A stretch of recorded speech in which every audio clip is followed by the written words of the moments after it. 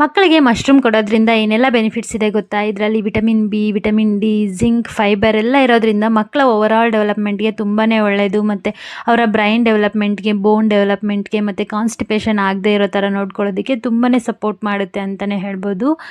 ಇನ್ನು ಇವತ್ತು ನಾನು ಮಶ್ರೂಮ್ನ ಬಳಸ್ಕೊಂಡು ನಮ್ಮ ಪಾಪುಗೆ ಮಶ್ರೂಮ್ ರೈಸ್ನ ಮಾಡಿಕೊಟ್ಟಿದ್ದೆ. ಇದನ್ನು ಯಾವ ಥರ ಮಾಡೋದು ಅಂತ ಹೇಳಿ ನೋಡೋಣ.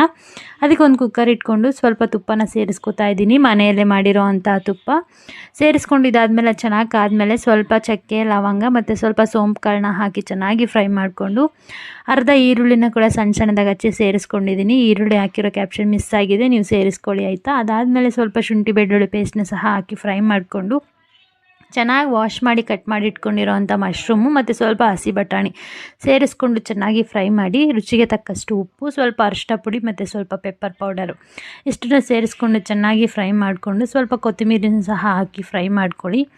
ಮತ್ತು ನಮ್ಮ ಪಾಪು ಎಷ್ಟು ಕ್ವಾಂಟಿಟಿ ಊಟ ಮಾಡುತ್ತೆ ಅನ್ನೋದು ನಮಗೆ ಗೊತ್ತಿರುತ್ತಲ್ಲ, ಅಷ್ಟು ಕ್ವಾಂಟಿಟಿ ಅಷ್ಟು ಅಕ್ಕಿ ಮತ್ತು ಬೇಳೆ ಎರಡನ್ನೂ ಮಿಕ್ಸ್ ಮಾಡಿ ತಗೊಂಡಿದ್ದೀನಿ.